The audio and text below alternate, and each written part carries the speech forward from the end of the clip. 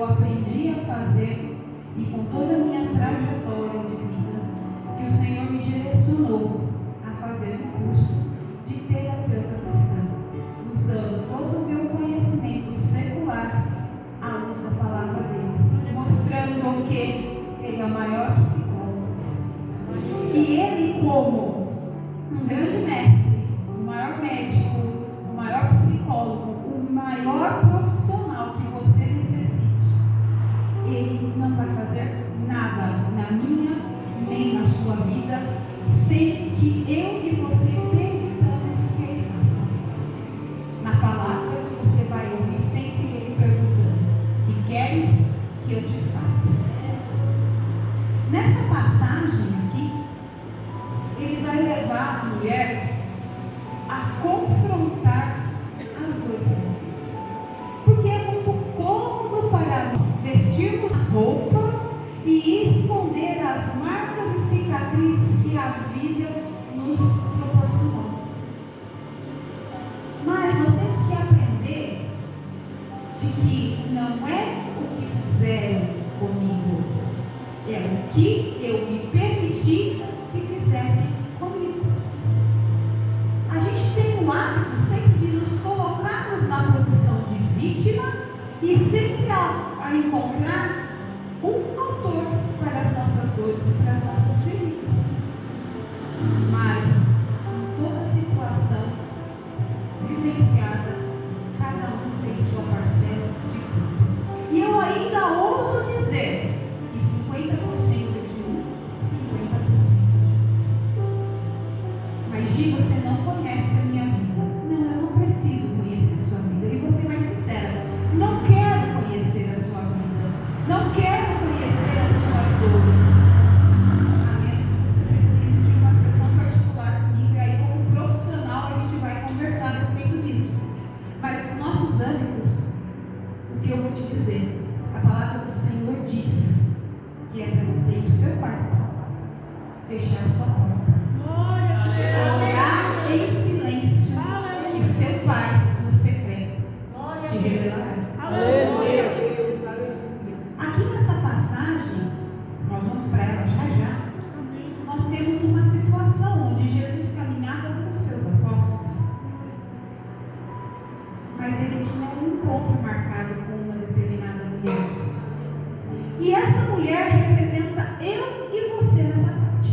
Glória a Deus. Então eu quero que cada um de vocês se posicione no lugar dessa mulher samaritana, porque é na posição dela que nós vamos conseguir beber dessa água. Quem está comigo? Glória a Deus. Amém, amém. Glória a Jesus. Então, Jesus, quando encontra com essa mulher, ele está sozinho com ela, porque ela chega após a saída dos seus apóstolos, dos seus discípulos. E quando ela chega, ele não chega arrombando, ele não chega metendo o pé na porta, ele somente faz um pedido: dá-me de beber. Então, hoje, ouça Jesus falando para mim e para você: tenho sede, dá-me de beber. Aleluia. E a sede que ele tem é de curar a minha e a sua ferida. Ele não vai apagar o seu passado, porque nós bem sabemos que nós não podemos voltar lá atrás e começar de novo. Mas nós podemos, a partir daqui, descrever uma nova trajetória. E esse é o convite que Jesus faz nessa tarde. Nós vamos sim olhar para trás, não vamos voltar. Nós vamos olhar para trás para poder confrontar, para poder olhar de frente para essas dores. E nessa tarde nós vamos nesse poço depositar no nosso campo. Amém? Amém. Então vamos lá ler a passagem aqui. Estamos lá em João 4, a partir do versículo 1.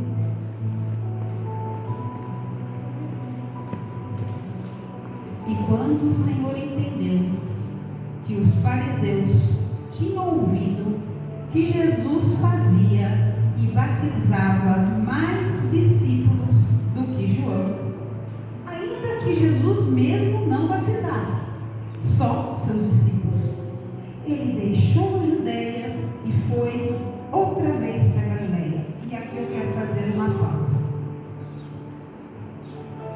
Jesus tinha como um dos seus opositores daquela época os fariseus, e eles queriam de tudo quanto é jeito catar uma forma de tirar Jesus de cena, ou seja, repelindo ou aprisionando. E olha aqui, quando ele entendeu que os fariseus estavam fazendo uma movimentação, estavam fazendo diz-que-me-diz-que, fofoquinha, ele não foi lá tirar satisfação. Ele simplesmente se retirou. Nesse caso, nesse cenário, nessa geografia, ele tinha uma coisa a cumprir, um trabalho a se fazer. Ele não saiu daquela situação porque estava fugindo, é porque aquilo lá não tinha importância. Quanta importância nós damos para aquelas coisinhas que nós ouvimos a nosso respeito? E aí a gente se enfurece, se ira, ou então a gente se coloca na posição de vítima. Você viu o que ele fez de mim? Você viu o que ele falou para mim? Que nós aprendamos nessa passagem de Jesus, aprender a sair. Não a sair da igreja, não a abandonar o ministério, sair daquela rodinha que está fazendo diz-que-me-diz-que. Então é muito importante também você saber a que mesa você se assenta, porque não foi em qualquer mesa que Jesus se assentou. E as poucas, e vou te dizer, hein, na melhor mesa que ele se assentou, ele tinha um sentado com ele, que foi lá e traiu ele. Então Jesus, mesmo sendo quem ele era, tinha um traidor. Você acha que você é um alecrim dourado que nasceu no campo sem semear, sem ser semeado? Você vai ter sim aqueles que vão se levantar contra você. Você vai ter sim aqueles que vão entrar e se levantar contra você sem instrumento do inimigo. Mas vão ter aqueles que vão se levantar contra você com a permissão de Deus. Porque Deus precisa fazer alguma coisa para que você acorde, para que você se movimente, para que você vá em direção daquilo que é necessário. Às vezes a gente acha que a pessoa falar que você não é capaz de fazer tal coisa, e você, ele falou que eu não sou capaz, não sou mesmo. Você é concordar com aquilo? Ou então você vai falar assim, vou mostrar se eu não sou capaz mesmo. Então de repente desperta em você uma ousadia que nem você sabia que você tinha dentro de você. E isso não é uma permissão de Deus? Isso é uma permissão de Deus. Voltando para o texto. Deixou a Judeia e foi outra vez para a Galileia. Então você percebe aqui que esse é uma rota que Jesus fazia sempre, né? Ia e vinha. E era necessário passar pela Samaria. Ora, eu fui procurar. Porque lá atrás eu questionei a Deus falando assim, impossível, né, Senhor? Que o Senhor não possa usar tudo o que eu aprendi na minha vida, na sua obra.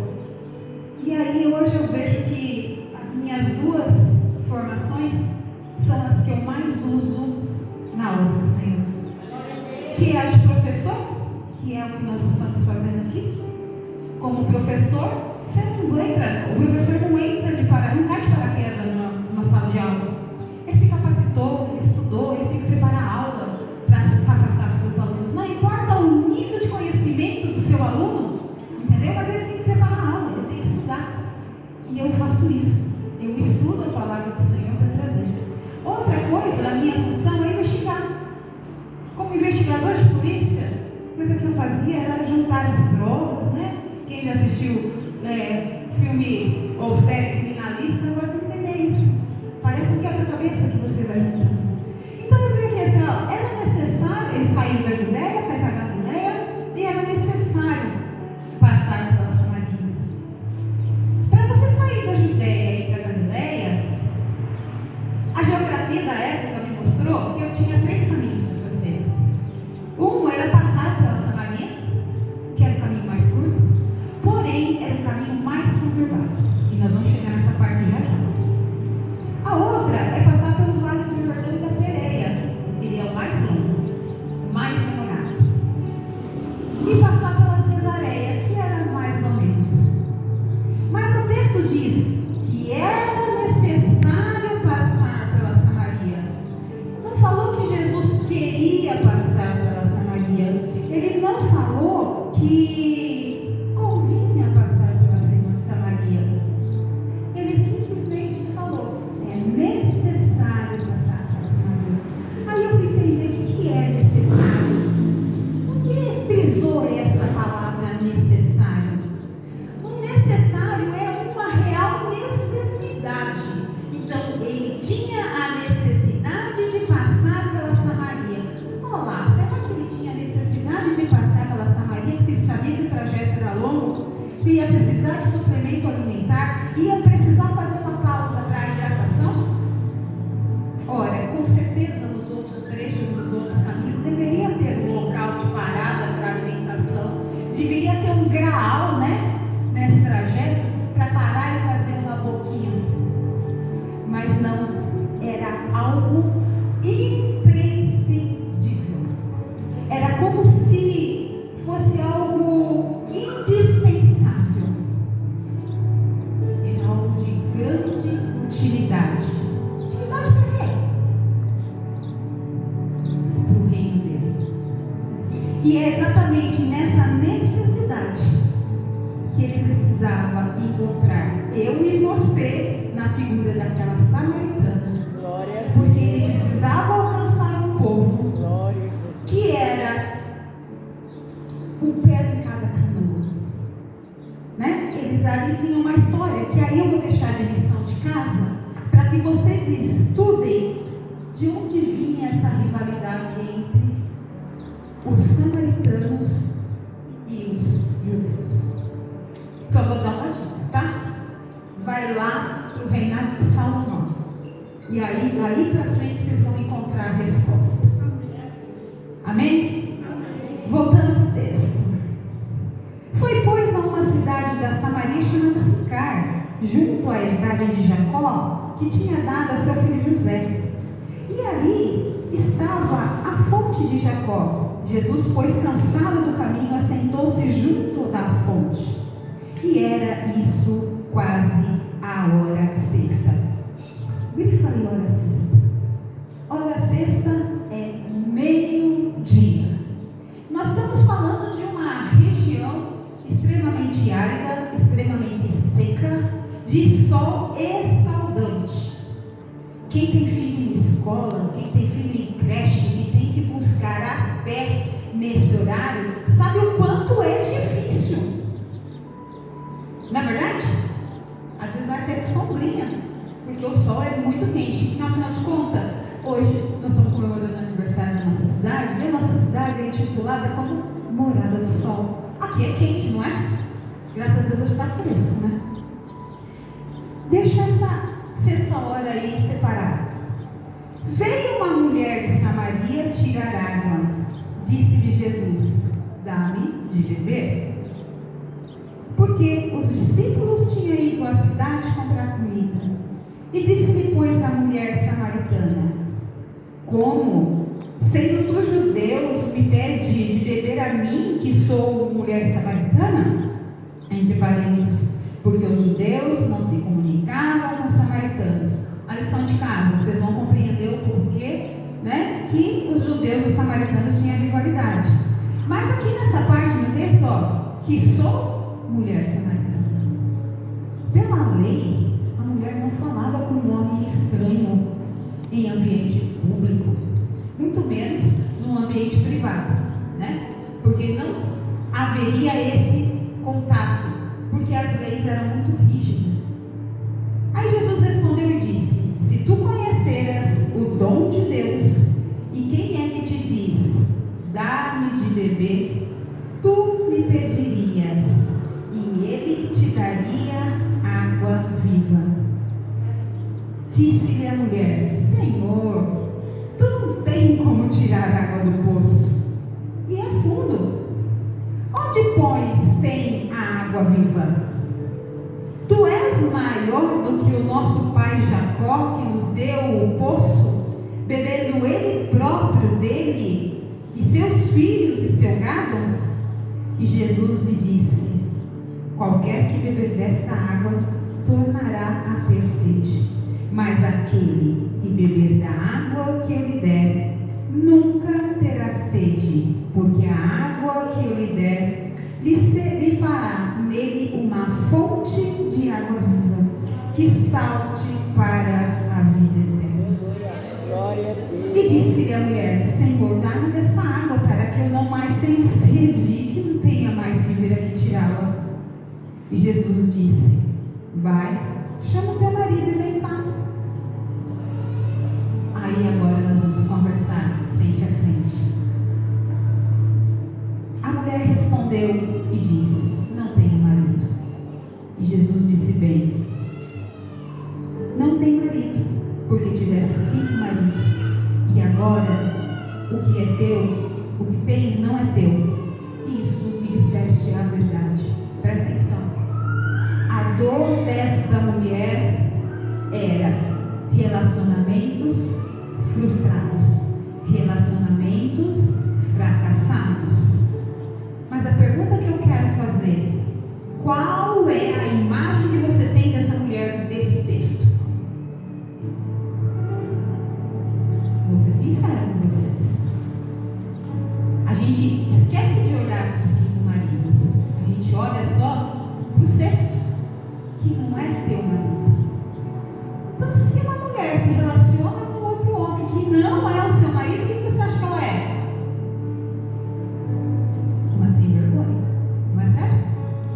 Então presta atenção, a gente já está julgando uma mulher só pela capa, pelo último versículo.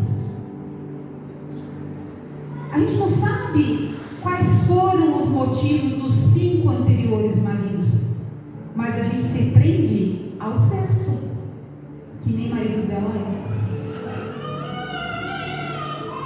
Quem foi o seu primeiro marido? Não marido, a primeira dor. Quem foi a sua primeira dor? Quem foi o seu segundo? Quem foi o seu terceiro? Quem foi o seu quarto? Quem foi o seu quinto? Quem é o seu 6º marido atualmente? Porque o primeiro te machucou, mas está lá atrás. O segundo também te machucou, mas também está distante. Terceiro, quarto, quinto. São dores que foram provocadas, mas estão mais distantes. Mas o 6º não. O 6º está presente. O 6º está latente dentro de você. Talvez nem você saiba dizer qual é a sua dor, nem a origem dela, porque você acha que foi alguma coisa que alguém fez para você que provocou aquela dor, mas aquela dor já estava lá dentro de você. Que muitas das dores que nós carregamos, ela não aconteceu na nossa fase adulta, ela foi reforçada na nossa fase adulta. A nossa dor maior veio do nosso período da infância, do 0 aos 7 anos. Vocês bem sabem, se vocês forem curiosos, estudantes da palavra do Senhor, que 7 é um número profético. Então a nossa vida, ela é sempre dividida em ciclos de 7 anos. Se você parar e fazer uma análise da sua vida, você vai ver que aconteceu alguma coisa do 0 ao 7, que aconteceu dos 7 aos 14, dos 14 aos 21, eu não sei qual é a sua idade até hoje, se você for bom de matemática, veja a tabuada do 7, e aí você vai construindo as fases 70º da sua vida.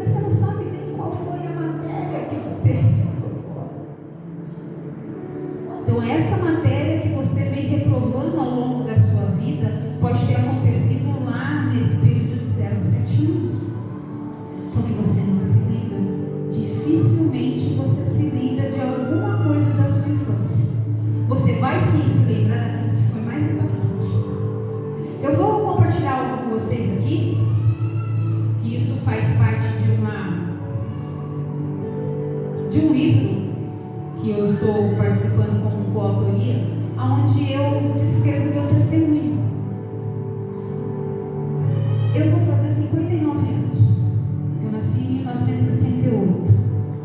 Somente em 2015, nessa minha busca, foi que o Espírito Santo me permitiu ter acesso a um fato da minha infância que me carregava a vida inteira. Nossa, gente, sim, porque eu quis saber. Não falei que Jesus é um gentleman, que ele não faz nada sem que você permita? O que queres que eu te faça? Senhor, me mostra. Qual a lição que eu não aprendi ainda que precisa ser aprendida? Senhor, me traz a memória. Espírito Santo, me traz a memória. Qual a origem dessa dor? Porque você, sabendo de onde ela veio, você tem ferramentas, você tem instrução bíblica para fazer com que aquela dor causada lá no passado, ao invés de dominar a sua vida, você vai dominar. Você vai passar a ter o controle dela na sua vida. Ela vai deixar de doer? Pode ser sim e pode ser que não. Mas se ela voltar a doer, a sua postura diante daquele ferimento vai mudar completamente. Para vocês compreenderem, eu vou falar algumas dores aqui. Eu sou fruto da dor, da rejeição, do abandono e do abuso, literal. Porque o abuso, ele não é simplesmente só o sexual. Abuso é abuso. Aí ele tem várias sobrenomes. E ele vem, não necessariamente com o mesmo sobrenome de origem. Ele vem. Quer ver uma coisa? Se você olhar lá para trás e perguntar o sobrenome da sua avó, sempre você, filha, avó materna, tá? Você não vai ter o sobrenome da sua avó materna. Por quê? Sua avó materna já teve o sobrenome do marido. Aí a sua mãe levou o nome, o sobrenome dela e do pai. Às vezes, né, dependendo do rigor da família, não leva nem o nome da mãe, só o sobrenome paterno. Eu não tenho o sobrenome da minha mãe, só o sobrenome do meu pai. Aí você casa e assume o nome do marido. Quando o nome fica muito comprido, você pega, tira um. Aí você tem uma filha. Aí a hora de compor o nome, você faz um entremeio lá e coloca. Aí lá se casa. Ou seja, o nome da avó materna, da bisavó, nem aparece. Por isso que dá muito trabalho você fazer um rastreamento de herança. Tem muita gente que quer ir para o Japão, né? Para provar que você tem, né, um pezinho no Japão, você tem que fazer toda aquela árvore genealógica para poder encontrar a raiz. Quem quer uma cidadania italiana tem que fazer todo esse rastreio, buscar documentos, etc. E tal. Mas eu tenho descendência italiana e tenho descendência espanhola. Mas meu nome não diz, meu nome é português.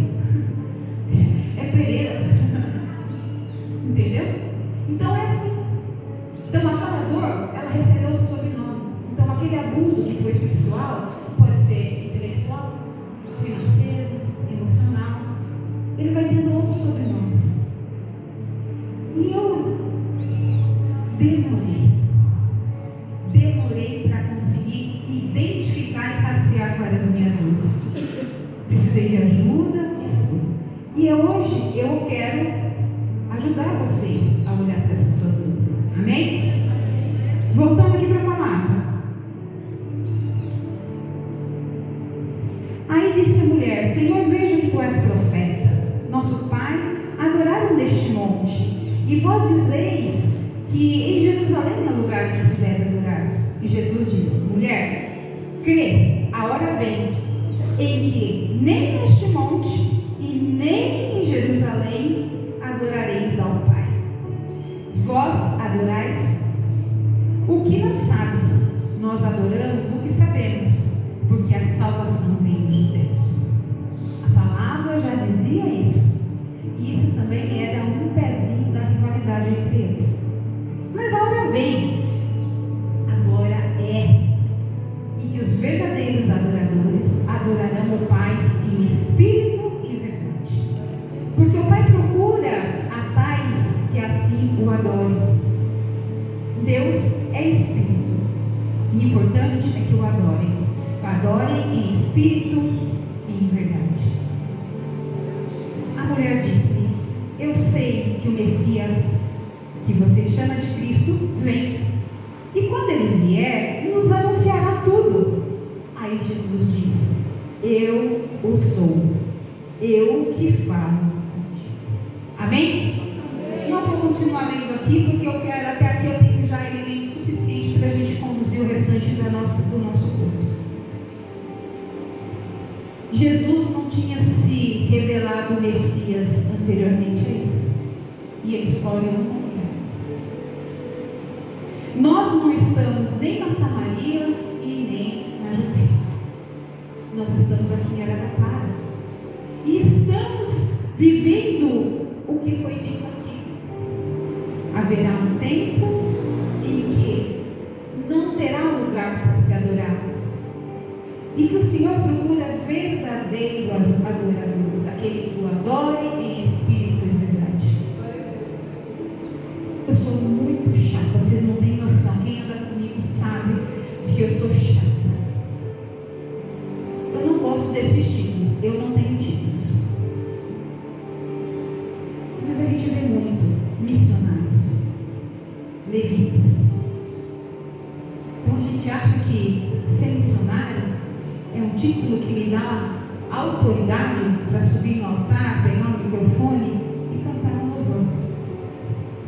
Ser levita é como se fosse um sinônimo de campo. Mas a palavra do Senhor diz lá, né, que meu povo perece por falta de conhecimento. Se você for lá e ver em Levíticos o que significa ser um levita, eu não sei se você ia querer ser um levita, não.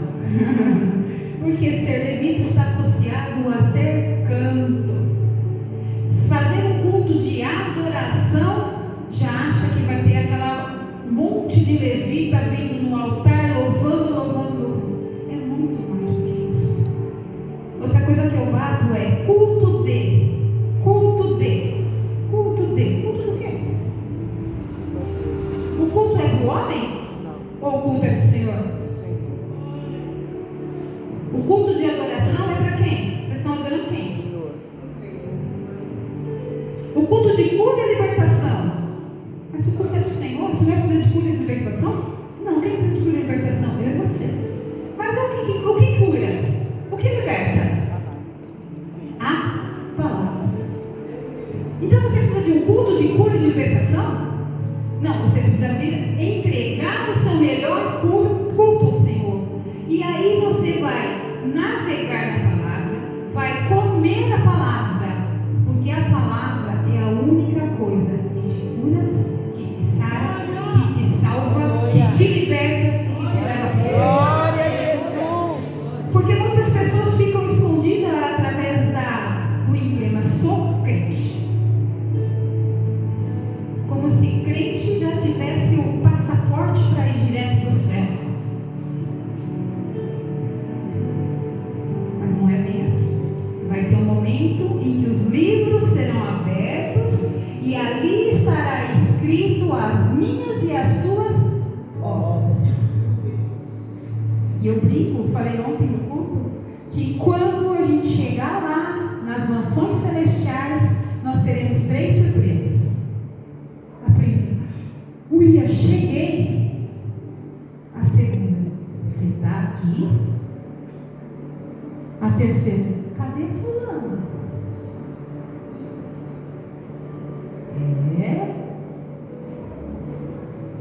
Isso te alivia ou te preocupa? Aleluia, meu Deus. É forte.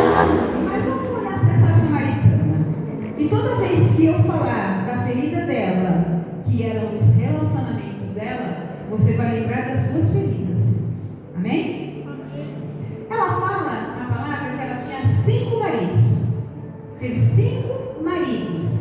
Então o que a gente compreende é que ela foi legalmente casada. Primeiro marido. Ela só vai poder ter o segundo se o primeiro não existir mais. Naquele tempo, quais eram as formas de não se estar num relacionamento após o casamento? Seria a viuvez e seria o divórcio ou o repúdio. Se ela for viúva, alguém consegue me pontuar uma dor da viuvez? Quem é viúva? Quem sabe me dizer qual é a dor que tem? Hã? A solidão. Que mais?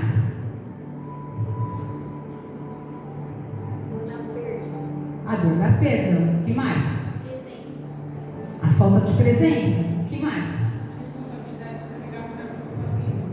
A responsabilidade de carregar tudo sozinho. Que mais? Já vou entregar um versículo falando para isso. A responsabilidade de levar tudo sozinha. Mas o Senhor já disse na tua palavra: traga-me o seu fardo. Eu pego o que está pesado para você, eu pego. Toma o meu, que ele é suave e leve. Entendeu? Mas a dor mais difícil é a dor do abandono para aquela época. Porque a mulher, quando ficava viúva e não tinha filhos do sexo masculino, estava ferrada, estava sem amparo. Então aí tinha a tristeza. Às vezes ela podia se sentir culpada pela morte do marido. Ela tinha a dor da solidão, como foi falado, do desamparo. E a lei dizia também naquela época, se o homem morresse e não deixasse filhos, que ela deveria casar com o irmão dele. Presta atenção. No primeiro relacionamento já foi moeda de troca. Ela não escolheu o marido. Hoje nós temos essa opção, né? A gente olha, se encanta, né? Naquela não. Era negócio. Filha e mulher fazia parte de mercadoria de troca. Um conchavo entre famílias com benefícios financeiros. Então, a gente bem sabe que a mulher, muito pouco, valia. E ela fica viúva. Aí ela tem que ir para o segundo relacionamento com um irmão que também não quer se casar com ela. Já lá atrás já não foi de acordo, agora de novo. Então traz mais essa dor. Já de cara ela sente a dor da rejeição. Não te quero. Eu estou sendo forçada a fazer isso. Mas se não quer, se não tem um irmão para que assuma o posto, vai ter que ter um que vai ter que resgatar. Quem lembra de Boaz? Que foi lá e resgatou Ruth? Que resgate ela.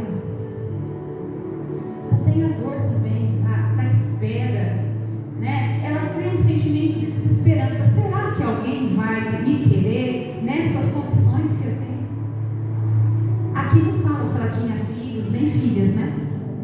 Agora, se vem de um divórcio, porque se você não pode gerar, já era motivo para o homem pedir a separação. Ou então, arrumar uma segunda mulher. Aconteceu isso com Eucana, aconteceu isso com Abraão. E aí tem outra dor, que é a dor da rejeição. A dor da vergonha, a dor da frustração, a dor do fracasso, e ela vai se sentindo cada vez mais desvalorizada. Se no caso 1 ou no caso 2, viuvez ou divórcio, nós não conseguimos dizer, e a Bíblia não nos dá amparo para dizer se todos os casamentos foram de viuvez. Você imagina, viuvou do primeiro, viuvou do segundo, do terceiro, do quarto, do quinto. Qual que é a fama que ela tem? De viúva negra, né? Casou com ela, sentença de morte com certeza. Mas a Bíblia não nos dar para fazer essa análise. Então, tudo vai ser suposição da nossa parte. E o que vai acontecendo com ela a cada casamento? A sua autoestima está lá em cima? Não, né? Está lá no pé. Ela é sociável, está sempre na roda com várias amigas? Também não. Então ela está sempre isolada. E com esse isolamento, a tendência é que ela se esconda cada vez mais, que ela fique oculta, que ela não apareça. E aqui vem, vamos falar, não falei que era a sexta hora? A sexta hora me apresenta um motivo. Ela não queria relacionamento com ninguém, porque com certeza ela já tinha sido apontada várias vezes. Ó, lá vai a viúva negra, lá vai aquela, ó, não aproxima dela não, porque você casar com ela, você vai morrer. Quantas falácias foram feitas, foram ditas, que cresceram e cavaram espinhos na alma dela. Um casamento fracassado já deixa ferida. Quem já está no segundo casamento pode dizer isso com propriedade. 2 casamentos fracassados produzem insegurança. 3 casamentos infrutíferos pode gerar em mim e em você aquela dor. Eu sou um problema. 4, já vai perdendo completamente a esperança de que algo novo possa acontecer na vida dela. 5, ela desiste. Ela acredita que nenhum relacionamento mais é seguro. Então aí ela embarca no 6º casamento, no 6º relacionamento, sem se casar. Porque se eu me casar, ele vai morrer, ele vai me largar. Então eu não tenho compromisso, porque se ele me largar, eu não vou ter mais desistido. Só que é exatamente nessa 6ª relação em que o estereótipo dela era ingrata. O fato dela ser uma mulher que se relaciona com um homem fora de um casamento a faz uma mulher promíscua.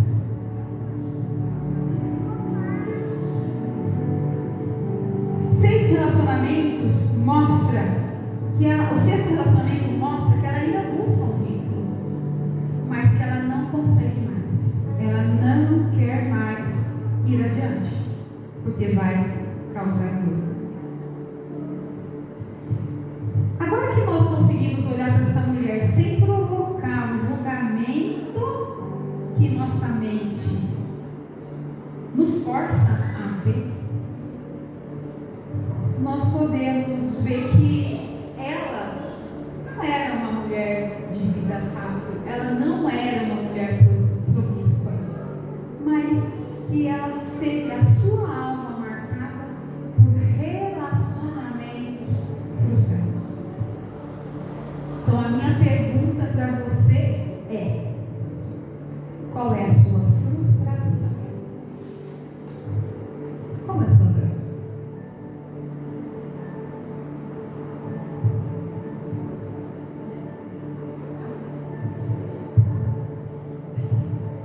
Eu tenho aqui essa taça que representa eu e você. Quando Deus nos criou, Ele nos criou a sua imagem e semelhança. Ele soprou o fôlego de vida em cada um de nós. Nós temos marcas em nós que nos garante sermos seres únicos. As nossas digitais, não existe uma igual a outra. A nossa composição de cromossomo, de DNA, é única. Você não vai encontrar outro igual. Sempre vai ter um cromossomo diferente na sua cadeia. A sua íris é única. Ninguém tem uma íris igual à sua. Tanto que já tem sistemas de segurança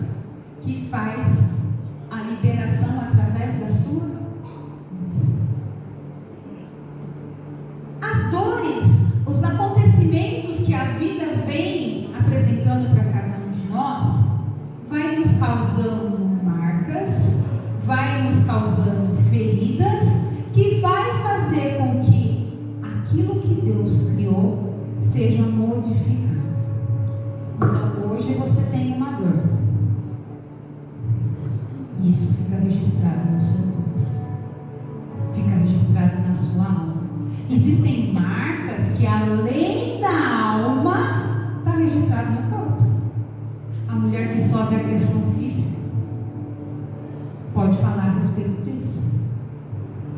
A pessoa que sofre um acidente de carro e é submetido a um processo cirúrgico também recebe marcas e vai sendo desfigurado aquilo que Deus criou, tanto na alma como no corpo. Porque uma pessoa que sofre um acidente, aquela pessoa que recebe um diagnóstico de uma doença fatal, cria dentro da sua alma uma marca. Quem nunca recebeu um susto, né? Esse já registrou algo aí dentro de você, que você pode nem se lembrar o porquê você fez isso, mas o seu inconsciente registrou aquilo, e em algum momento ele vai trazer à tona aquela sensação. Você pode perguntar assim, pergunta para uma pessoa que foi atropelada se ela vai atravessar a rua de qualquer jeito. Pergunta para alguém que sofreu um infarto no miocárdio se ele não vai ficar mais esperto com o que ele come, com o que ele bebe, porque a dor que ele sentiu ele não quer sentir de novo. E tudo isso faz com que você tenha marcas na sua alma. A samaritana, quando foi para o poço, ela foi carregando um monte de marcas na sua alma.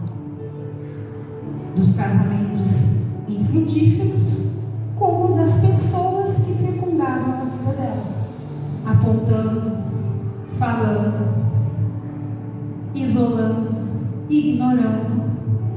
E tudo isso foi trazendo marcas. Onde está a ferida da sua alma?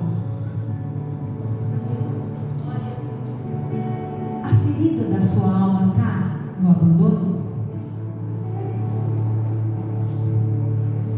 Sua mãe te abandonou quando você era recém-nascido?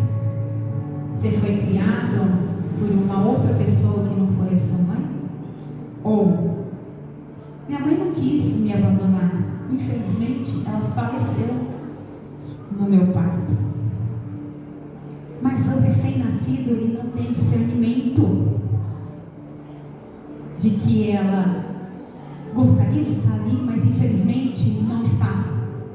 Foi registrado assim: ela não me quis, ela me abandonou, ela me rejeitou. E a gente vê muitas pessoas que no decorrer da sua trajetória tem dores, tem situações que ela não consegue explicação. Quem é da geração de anos 70, esse negócio todo, sabia que a gente só sabia o sexo da criança quando nascia? Hoje não, hoje tem até um exame de sexagem fetal, né? Que o homem não pode nem estar perto, não pode ter homem trabalhando nesse exame, porque dá alteração no resultado do exame. Você faz lá com poucas semanas de gestação, você já sabe o sexo da criança. Aí faz a chá revelação, etc. Então talvez essa geração, depois desses efeitos científicos, não venha sofrer com isso, mas quem é mais antigo vai sofrer, tem que sofrer. Quem é filha mais velha? Quem é filha mais velha? Mamãe sabia o sexo seu antes de você nascer? Não. O que o papai queria que nascesse? É bíblico. Todo homem quer o primogênito do sexo masculino, porque é ele que vai levar. Está aqui na palavra, vocês vão estudar, entendeu? O filho mais velho recebia a maior parte da herança, recebia a bênção do pai. Aí tem a briga lá de Esaú e Jacó para receber a bênção de Isaac.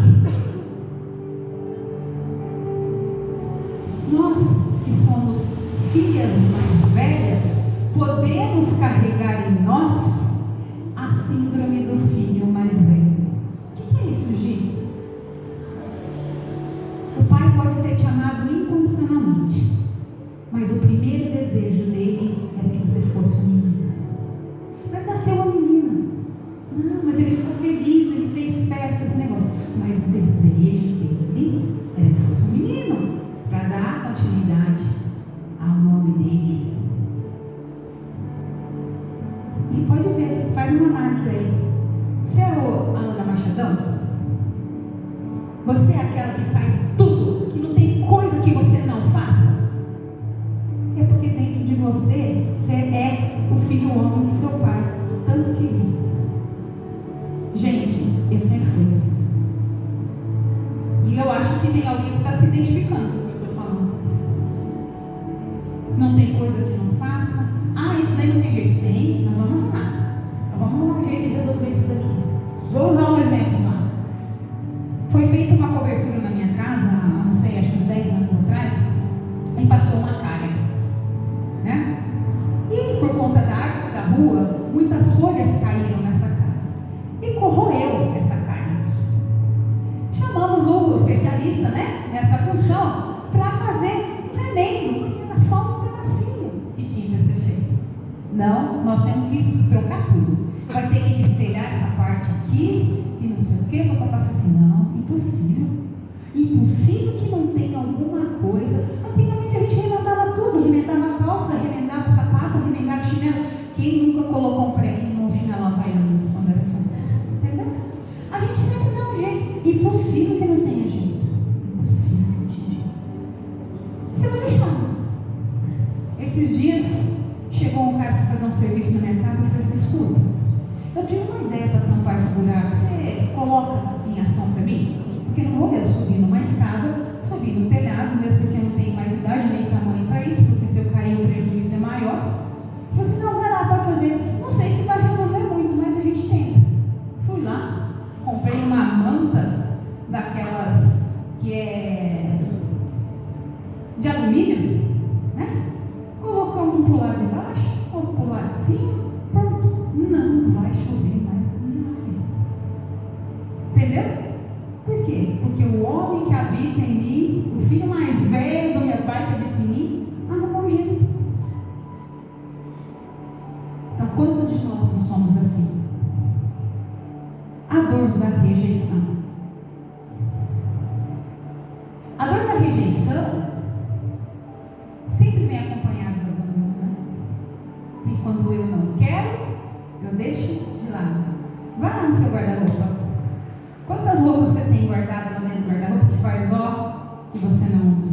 Ainda bem que ela não tem sentimento, porque se ela tivesse sentimento, ela ia falar assim: você não gosta mais de mim, você não me ama.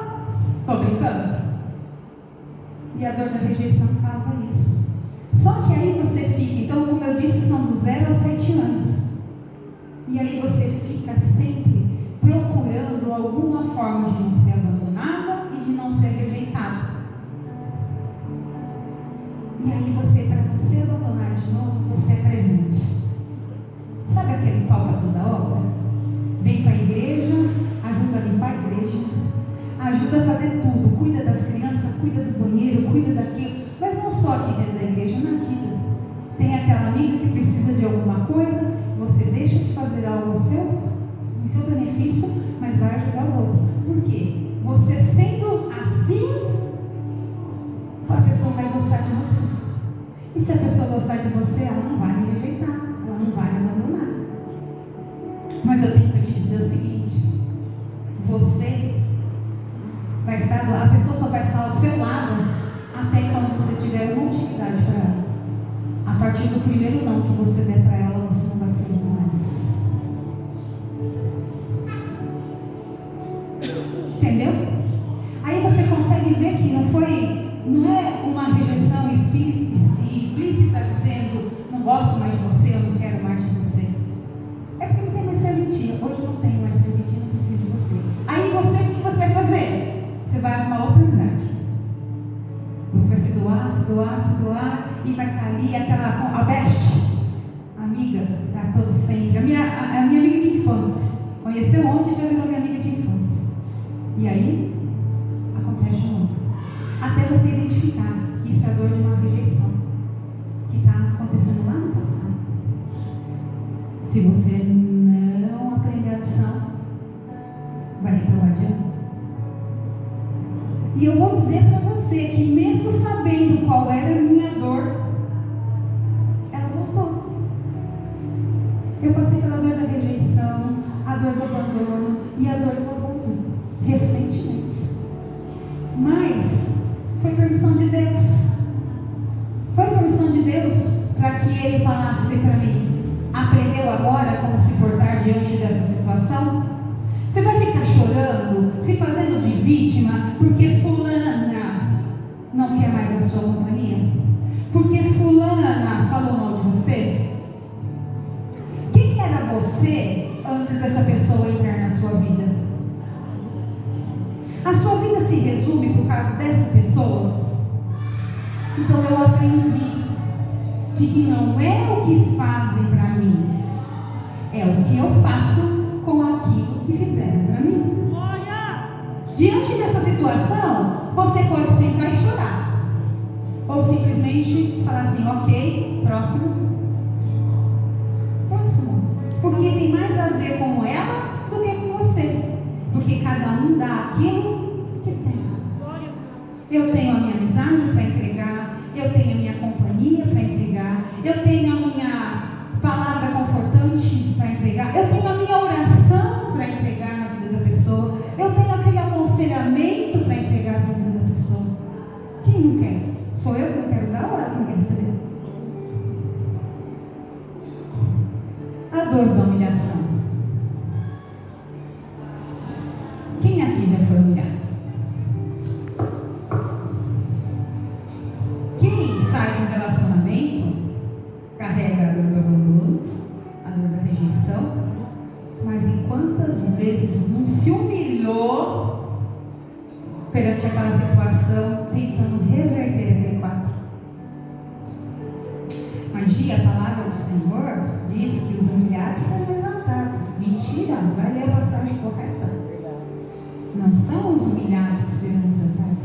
Aqueles que se humilham perante o Senhor serão exaltados. Glória a Deus, aleluia. Então, não faça da humilhação uma muleta para mostrar que você vai para o céu, que Jesus vai te exaltar, que Jesus vai fazer com que seja feita a vontade, né? Na sua vida. A dor da traição.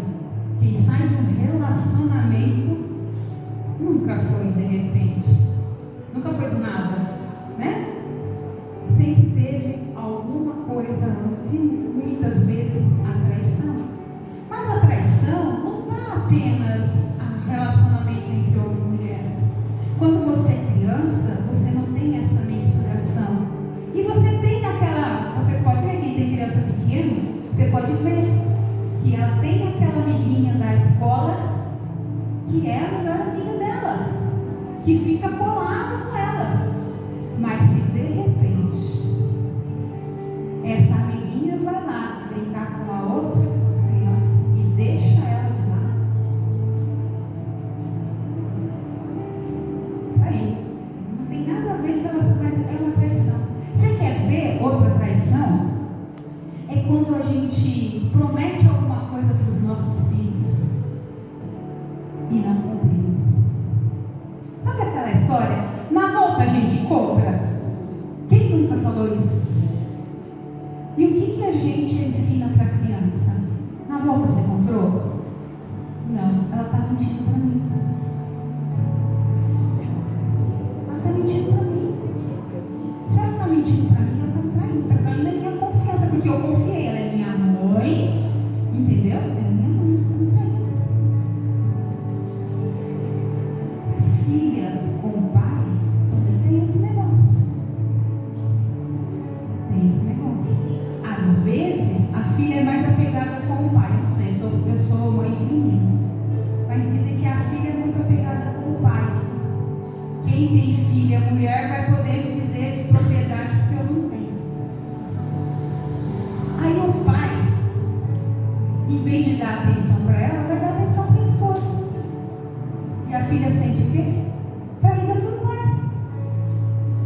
Uma coisa que deveria ser explícito, bem claro, porque os filhos vão crescer e vão embora. Eu tive uma conversa bem interessante com o meu marido hoje na hora do almoço a respeito disso. Porque nós fomos muito presentes na vida de todos os nossos sobrinhos. E ele passou por um procedimento cirúrgico e nenhum sobrinho nem sequer ligou para perguntar: tio, está tudo bem? Tio, está precisando de alguma coisa? E ele se doeu com isso.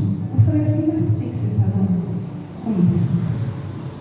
Você não faz mais parte diretamente da vida deles. Hoje são casados, pai de família, então você deixou de ser família e passou a ser familiar. E acostume-se com isso. E lá atrás eu virei para ele e falei assim: você sabe que eu falei para você que eu sou sozinha. Porque João, ele vai crescer, ele vai para o mundo. E se ele casar com uma mulher que não for com a minha cara, esquece, eu perdi meu filho para todo sempre. Mãe de menino, seja amiga da sua irmã. Porque você perde seu filho por causa da mulher. Porque você é mulher e você sabe o poder de convencimento que você tem. Você sabe. Você pode ser que você não use, mas que vocês têm poder de convencimento, você tem. E como seria?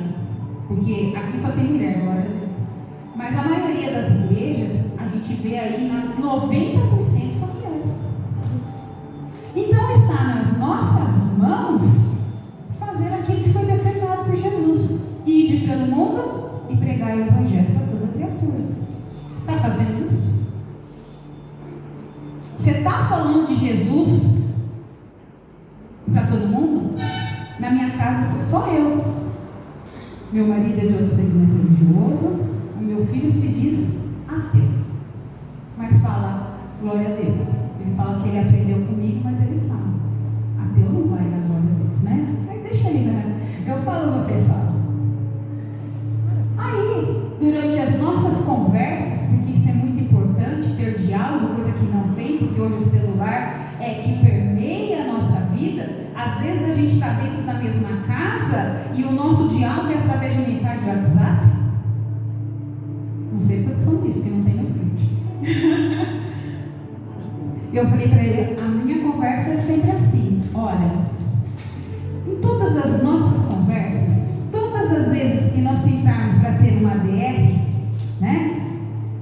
Eu vou citar uma passagem bíblica. Gostem vocês ou não?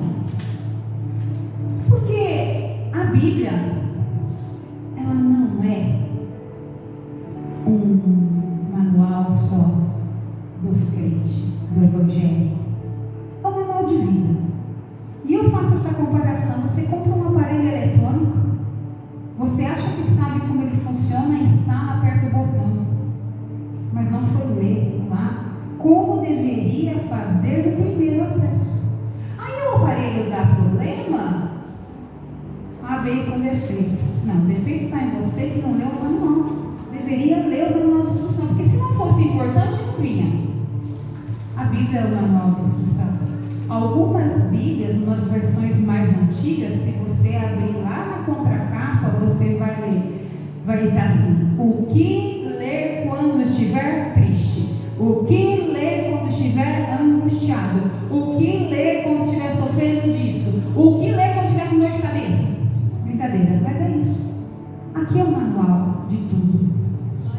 E aí meu marido vira para mim e fala assim: mas por que não ensinaram a gente desse jeito? Eu falei: eu também não sei. E eu falo assim, mas não porque alguém me ensinou, é porque o Espírito Santo inspira quando você lê a palavra. Porque se você for ler a Bíblia como se lê qualquer outro livro, vão ser só palavras após de palavras. Mas quando você lê a palavra com sede de conhecimento, o Espírito Santo ministra no teu coração e você passa a entender a palavra com uma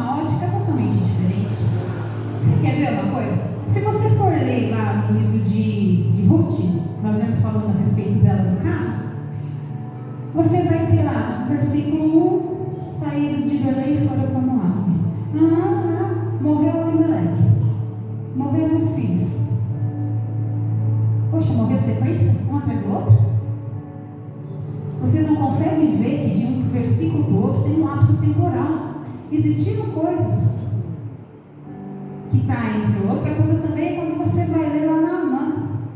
Pegou a menina, levou a menina para casa, aí a menina chega para a senhora e fala assim: bom seria se meu senhor estivesse diante do profeta, que não sei o que, do papai, e ele já sai e vai direto para casa. Não, porque a menina não podia nem abrir a boca para a senhora, ela era escrava. Para ela poder falar com a senhora, ela tinha que ganhar a confiança da senhora. E ela conseguiu isso da noite para o dia? Não. Como que ela sabia que Naamã era leproso? Porque ela, como serva, né? Ela ia lá pegar as roupas, né? Que a mulher de Naamã que curava as feridas dele. Então ela foi observando e não foi da noite para o dia. Então existem lapsos temporais que você foi ver. Por exemplo, eu fui estudar a vida de Davi, né? Cara, foi mais de 12 anos que Saul perseguiu Davi. 12 anos. Ele era promessa de oração e de repente virou uma maldição na vida de Saul. E assim somos eu e você. Do dia você é beneficência, você é resposta de oração. Do outro dia você já está incomodando. Mas como eu disse, cada um dá o que tem. E a gente segue olhando para as nossas dores, feridas e humilhação. Do abandono, rejeição, humilhação. E já falei da traição, né? E todas essas feridas vai transformando a sua identidade. E aí, a dor da injustiça. Quem nunca se sentiu injustiçado? Você quer ter razão. E as coisas não acontecem do jeito que você quer. Então você se sente injustiçado. Está aqui, ó. Várias dores vão chegando na nossa vida. E vai transformando. Giovana, dentro disso aqui não tinha um palitinho? Não. Não? Então eu vou precisar de uma caneta. Alguém tem uma caneta para me emprestar? Se não, dentro da minha bolsa tem. Eu sei daqui. As feridas vão transformando. Achou aqui, Marcida, obrigada.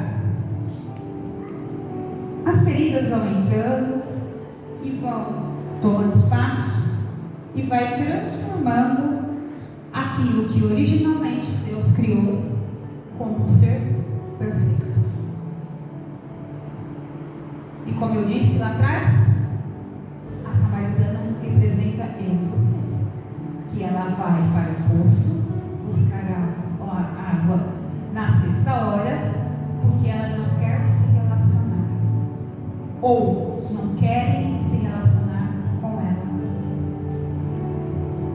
E nós vimos que tanto uma contra a outra opção faz com que isso gere dores nelas. E uma coisa que eu estava lendo aqui que eu achei bem interessante, quando ela chega, Jesus faz o que mesmo para ela? Pede, dá-me água. Algum momento ela deu água para ele beber? Você vê que até Jesus pediu e não recebeu? Você está aí todo triste, choramingando porque você pede e não acontece? Outra coisa, ela foi lá para quê? Para buscar água. E quando ela foi embora, ela levou água? Quantas vezes você vem para o culto buscando algo da parte do Senhor? Buscando. Dá-me, Senhor, dá-me, Senhor. Aí o Espírito Santo fala assim: levanta, vai dar abraço àquela irmã. Ora pela vida dela. Ou o Espírito Santo te incomoda e manda você profetizar na vida daquela irmã. Você foi buscar e voltou? Sim. Mas a palavra diz que Deus nunca nos despede de mão vazia. A palavra diz que é melhor dar do que receber. Então, se você deu, glória a Deus. Você não recebeu aquilo que você foi buscar no culto. Você levou pelo menos o alimento da palavra. Porque se quem está ali no altar realmente é um homem de Deus, ele te entrega o alimento em todo o culto. Mas assim, ó, o culto restaurante, que tem aquela pista cheia de alimento. Você come de tudo? Você vai lá, pega todos os alimentos do começo até o fim? Não. Você só se alimenta daquilo que te convém. E muitas vezes a gente distorce a palavra, né? A gente faz da palavra aquilo que massageia o nosso ego. Tem vários louvores, né, gente? Que a gente louva, né? Achando que está adorando ao Senhor, está massageando só o nosso ego, né? Porque Deus vai fazer o inimigo ver a minha vitória, né? Precisa, nada disso. A ti pertence. Por isso que aqui, Jesus não fez com que ela se refletisse sobre as dores dela no meio dos discípulos. Esperou que ele saísse para ter um particular com ela.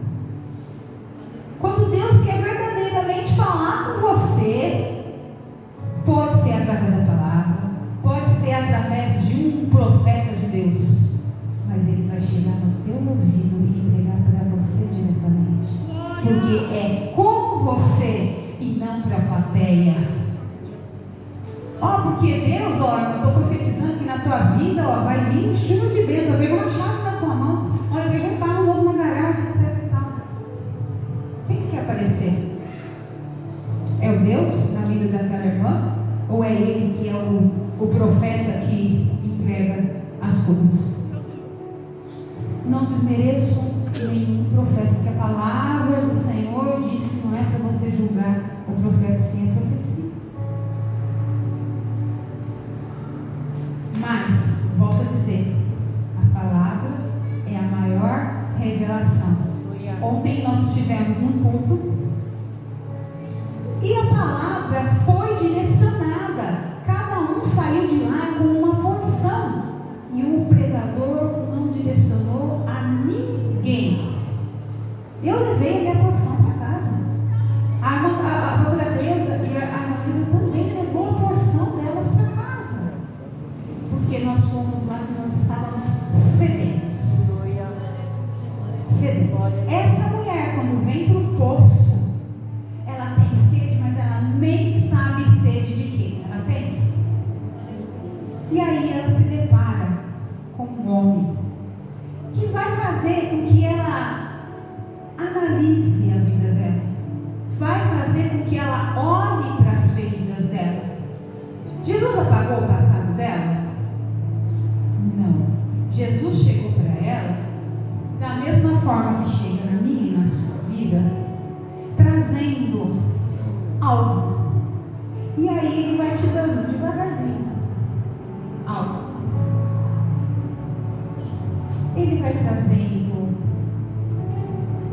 uma receita para que você não sinta mais tantas dores quando a rejeição quiser vir à tona. Ele vai trazendo um remédio para quando a dor do abandono aparece. Ele vem trazendo. Mas ela tinha tanta sede e nem sabia do que ele falou assim: eu sou a água viva. Eu sou a água viva. E quem beber da minha água nunca mais terá sede. E o que Jesus quis fazer com aquela mulher é a mesma coisa que quer fazer comigo e com você nesse poço. Ele não quer curar as suas feridas, ele não quer arrancar tudo isso, né? Porque isso faz parte da sua história. A sua dor vai virar testemunho. Quantas e quantas mulheres passam pelas mesmas situações que vocês passam, que eu passo, e não sabem como sair disso. A partir do momento que Jesus entra, ele te dá o remédio, ele te dá a fórmula, ele te posiciona diante daquela situação e restaura a sua identidade. E com a sua identidade restaurada,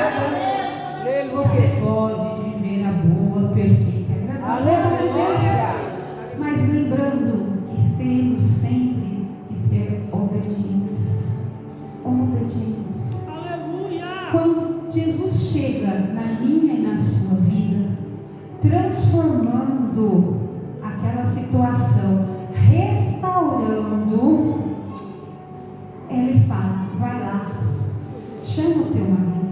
Glória a Deus.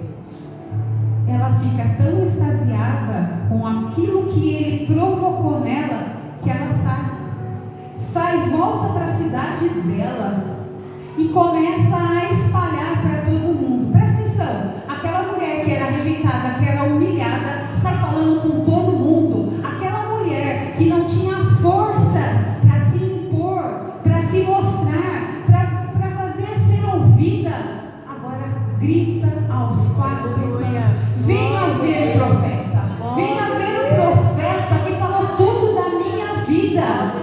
Vocês precisam conhecer. Ela se tornou a evangelista da Samaria. Você tem falado das coisas que Jesus tem feito na sua vida? Ou você ainda espera algo extraordinário, algo milagroso para poder falar das coisas que o Senhor faz na minha vida? Eu costumo dizer que acordar pela manhã já é o primeiro glória a Deus que temos que dar no dia, porque nós poderíamos não ter amanhecido. Eu de manhã eu falo assim: bom dia Deus, bom dia Espírito Santo, bom dia meu Jesus. Quais são as grandiosas e gloriosas aventuras que nós vamos viver hoje? Todos os dias o Senhor entrega para a gente uma folhinha branca. E o que você faz com essa folha branca? Reescreve as dores do dia anterior ou encontra soluções? Começa a projetar coisas para que o seu amanhã seja melhor do que hoje. Porque o ontem já não existe mais. O ontem já passou. O amanhã é uma incerteza. Nós não sabemos se nós vamos chegar amanhã. E nós só temos o momento da agora. Por isso é que chamamos de presente.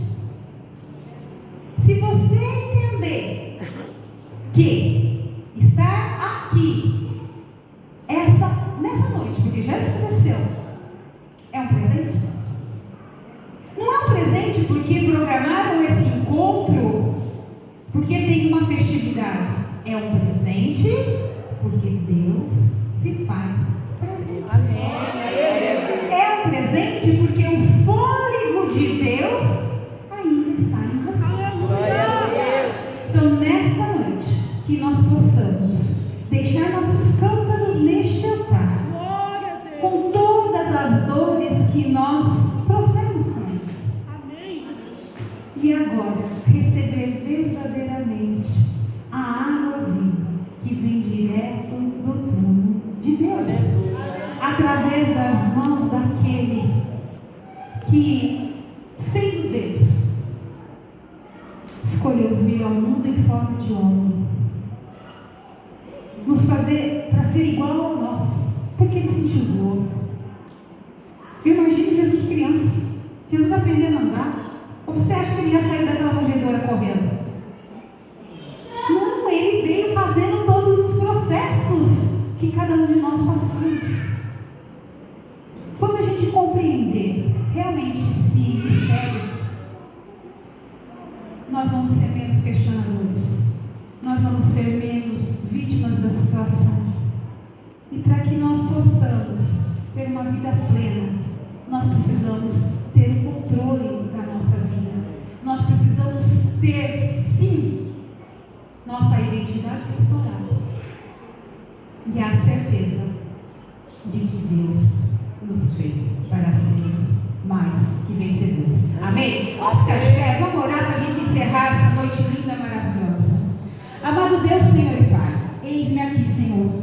Diante de Ti eu quero agradecer primeiramente, Senhor, por essa oportunidade, Pai amado, de estar diante dessas mulheres maravilhosas, Pai, que vieram aqui nesse Teu poço, Pai, buscar aquela água que sacia a sede, que não tem mais sede, Senhor. Ah, Pai amado, que elas se recordem, Senhor, desta noite, como sendo aquele refúgio que todas as vezes que elas se encontrarem, Senhor, na angústia, achando que estão abandonadas, rejeitadas, desamparadas, que em Ti elas encontram o verdadeiro amparo, Pai amado, que só Tu tem palavras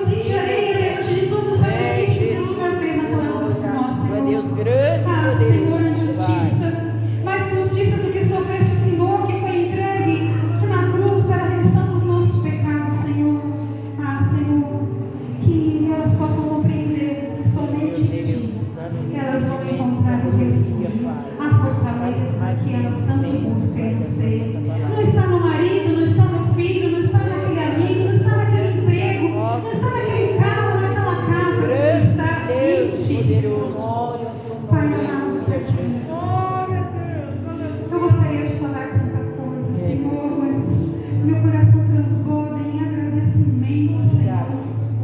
Ah, Senhor, Pai querido, eu te peço que abençoe, Senhor, as líderes dessa igreja, Pai amado, para que elas possam cada vez mais estar diante do teu rebanho, Senhor, conduzindo essas mulheres, Senhor, para o teu amor. Em nome de Jesus. E que lá, Senhor, elas possam reconhecer a tua voz, a voz do bom pastor, que diz que a ama